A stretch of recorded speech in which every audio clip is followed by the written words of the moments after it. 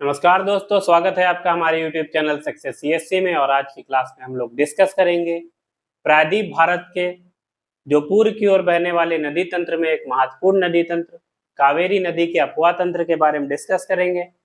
कावेरी नदी का जो अपवाह तंत्र है वो परीक्षा की दृष्टि से जैसे गोदावरी नदी तंत्र इंपॉर्टेंट है, वैसे ही कावेरी नदी तंत्र भी एक महत्वपूर्ण तंत्र के रूप में देखा जाता है, जो कि विभिन्न परीक्षाओं में इससे बहुत ज्यादा क्वेश्चन पूछे जाते हैं। तो सबसे पहले हम लोग डिस्कस कर लेते हैं कि कौन से ऐसे क्वेश्चंस हैं जो विभिन्न परीक्षाओं में पूछे गए हैं। 2000 आईएएस प्री 1996 में पूछा गया है, जिसमें कहा गया है निम्नलिखित में से कौन सी 3 बार 2 धाराओं में विभक्त हो जाती है और कुछ मील आगे चलकर पुनः मिल जाती है, और इस प्रकार श्रीरंगपट्टनम, शिव समुद्रम और श्रीरंग के द्वीपों का निर्माण करती है। ये क्वेश्चन पूछा है, इसमें ऑप्शन दिए हैं कावेरी, तुंगभद्रा, कृष्णा और गोदावरी। अगला क्वेश्चन पूछा गया यूपी पीसीएस मेंस 2011 में, कावेरी नदी का उद्गम है, तो इसका उद्गम हम लोग देखेंगे। अगला क्वेश्चन था कि कावेरी नदी कौन से राज्यों से होकर बहती है, तो ये भी हम लोग जो है अपनी आज की क्लास में ये सब डिस्कस करेंगे। तो शुरू करते हैं आज की क्लास। तो सबसे पहले हम लोग देखते हैं कावेरी नदी के बारे में कुछ तथ्य।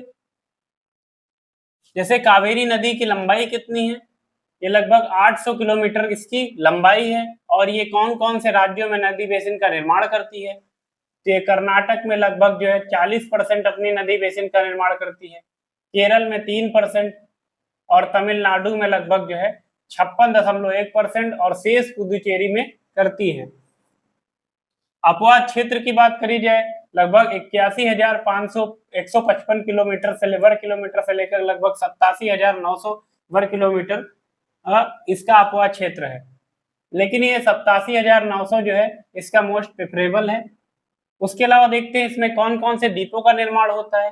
शिव समुद्रम, श्रीरंग और श्रीरंगपट्टनम ये जो है कहाँ पर पड़ते हैं, ये कर्नाटक राज्य में पड़ते हैं द्वीप, यानी शिव समुद्रम द्वीप, श्रीरंगपट्टनम द्वीप और जो है श्रीरंग द्वीप जो है इसके जो है इससे जो है इसके द्वीपी जो है ये जो द्वीप का निर्माण करती है 3 द्वीप हैं। देखिए ऐसे क्या होता है, जब ये जो है जब ये जो नदी है ब्रह्मगिरी पहाड़ियों से उतरती है तो ये ऐसी धाराओं में विभक्त हो जाती है। तो इन धाराओं में जो विभक्त होती है तो इसके जो बीच वाला क्षेत्र है यहीं पर क्या होता है, ये 3 द्वीप बनते हैं, जैसे शिव समुद्रम, श्रीरंग और श्रीरंगपट्टनम द्वीप। ऐसे ही जो बीच वाला जो भाग होता है, इसी भाग में जो है जो नदी के द्वारा लाई गई गाद है उससे क्या होता है, इसमें भर जाती है और ये द्वीप के रूप में दिखाई पड़ने लगती है। तो शुरू करते हैं कावेरी नदी के उद्गम से। तो कावेरी नदी का जो उद्गम है वो कहाँ पर है, ताल कावेरी ब्रह्मगिरी पहाड़ी जो कि कर्नाटक के कुर्ग क्षेत्र में पड़ती है, वहां से ये निकलती है और जो है आगे जो है ये तिरुचिरापल्ली के पास जो है ये डेल्टा का निर्माण करती है, और आगे जो है इस पर देखेंगे कि ये जो है बंगाल की खाड़ी में गिरती है, और जब ये बंगाल की खाड़ी में गिरती है तो इसको हम लोग क्या कहते हैं, इस क्षेत्र को हम लोग कहते हैं garden of the southern India, यानी दक्षिण भारत का जो है ये जो है बगीचा कहलाती है, क्योंकि बहुत ही खूबसूरत तरीके से ये जो है तिरुचिरापल्ली के पास देखते हैं इस तरीके से जो है डिवाइड हो जाती है और विभिन्न धाराओं में ऐसे इस तरीके से फैली हुई है।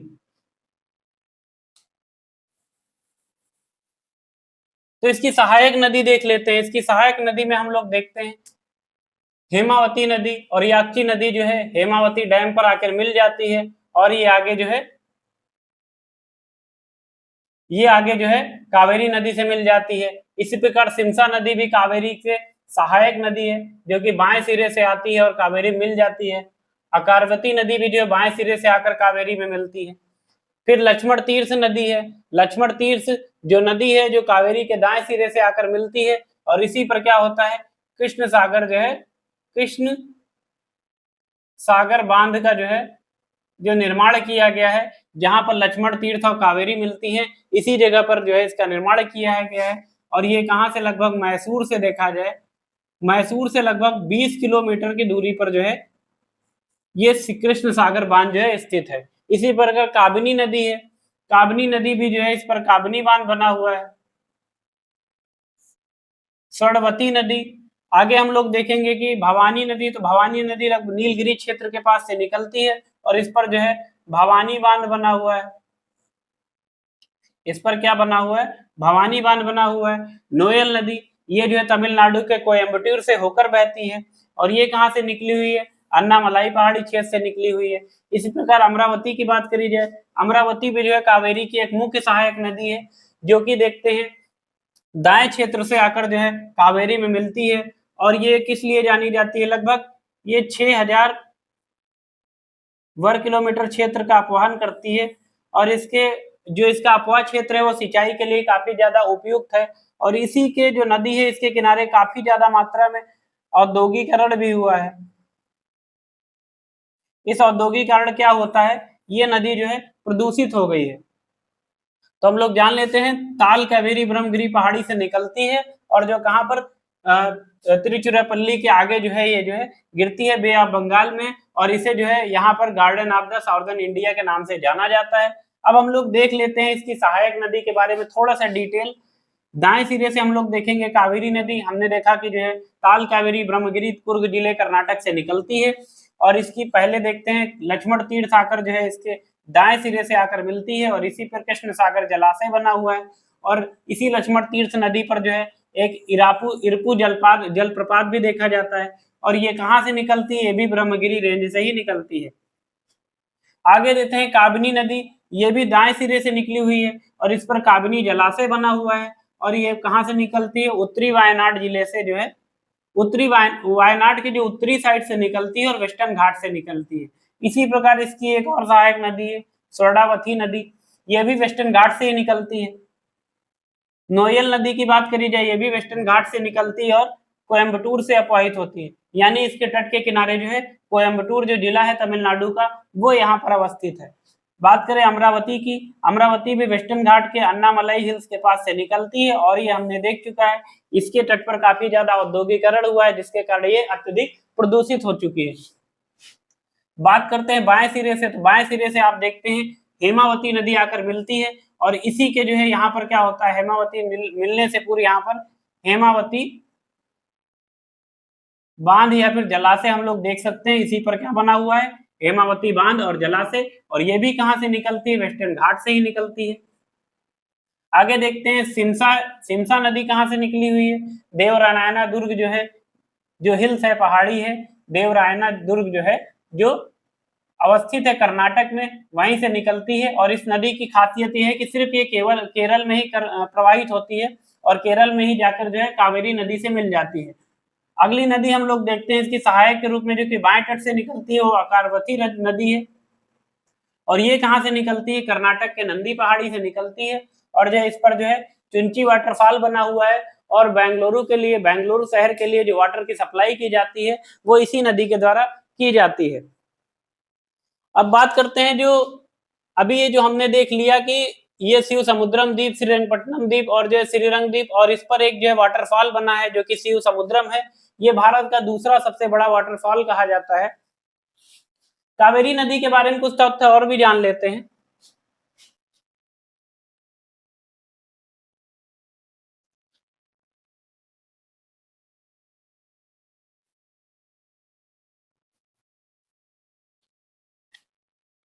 आप जानते हैं 1956 में क्या हुआ था? 1956 में जो है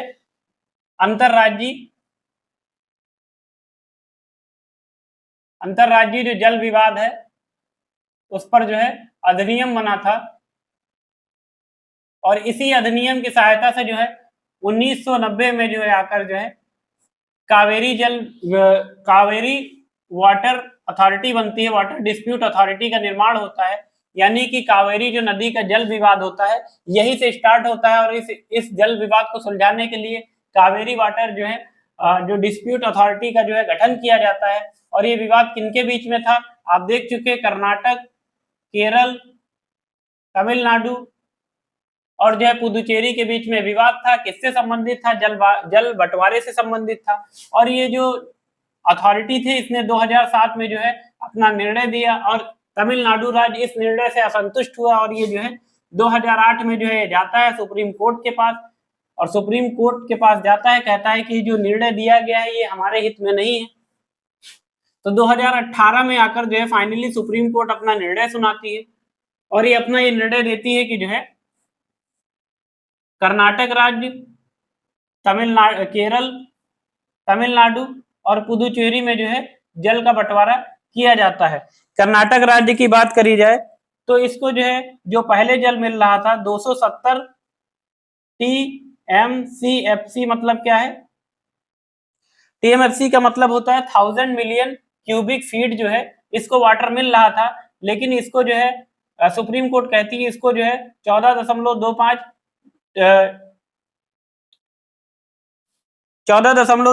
जो है 1000 मिलियन क्यूबिक फीट जल एक्स्ट्रा दिया जाएगा, यानी कि अब इसको 284.25 1000 मिलियन क्यूबिक फीट जल इसको मिलने लगा है। उसके अलावा कर्नाटक की बात करी जाए, केरल की बात करी जाए तो केरल को कितना मिल रहा है? तो केरल को मिल रहा था, केरल को लगभग जो है 30 जो है 1000 मिलियन क्यूबिक फीट जल मिल रहा है और कर्नाटका को 270 प्लस 14 यानी कि 284 million cubic 1000 million cubic feet जल दिया जाता है। 270 पहले से मिल रहा था और 14 मिलियन क्यूबिक फीट जो जल इसको जो है सुप्रीम कोर्ट के 2018 के फैसले से दिया जाता है। वहीं तमिलनाडु की बात करी जाए तो तमिलनाडु को लगभग जो है 174 मिलियन जो है 1000 मिलियन क्यूबिक फीट जल एक्स्ट्रा दिया जाता है और लगभग इसको टोटल 404,000 मिलियन क्यूबिक फीट जल जो है अभी इसको मिल रहा है। और अब बात करी जाए पुदुचेरी को तो पुदुचेरी को लगभग जो है 7,000 मिलियन क्यूबिक फीट जो है जल दिया जा रहा है।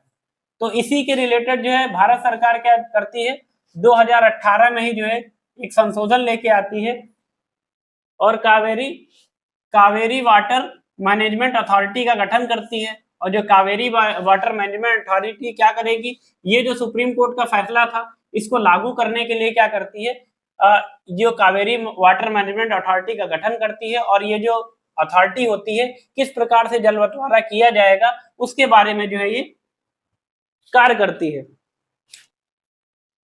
और इसके लिए जो है, और ये जो कावेरी वाटर मैनेजमेंट अथॉरिटी है किसके अंतर्गत आती है वर्तमान में, जानते ही जल शक्ति मंत्रालय के अंतर्गत आती है।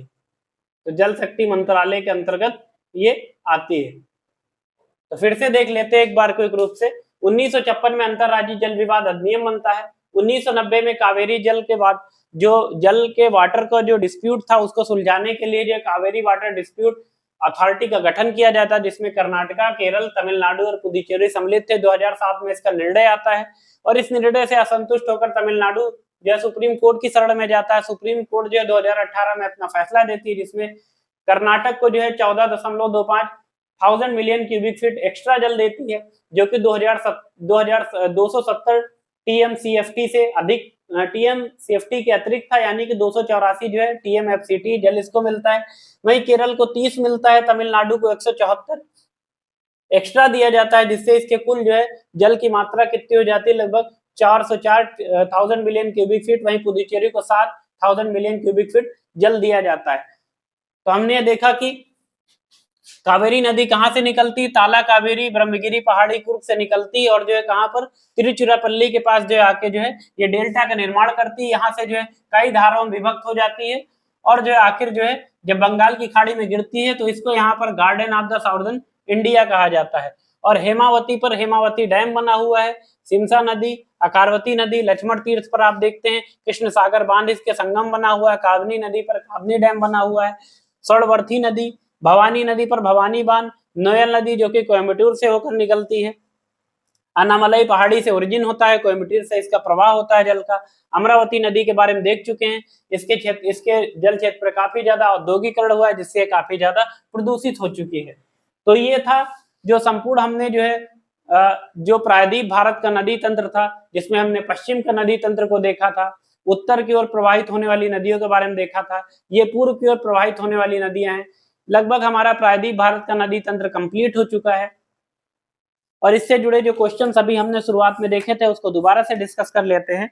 जैसे क्वेश्चन पूछा गया था IAS प्री 1996 में कि निम्नलिखित में से कौन सी नदी 3 बार 2 धाराओं में विभक्त हो जाती है और कुछ मील आगे चलकर पुनः मिल जाती है। इस प्रकार श्रीरंगपट्टनम, शिव समुद्रम और श्रीरंग द्वीपों का निर्माण करती है। तो अभी हमने देखा था कि श्रीरंगपट्टनम, शिव समुद्रम और श्रीरंग द्वीपों का निर्माण करती है वो कौन है? कावेरी नदी है।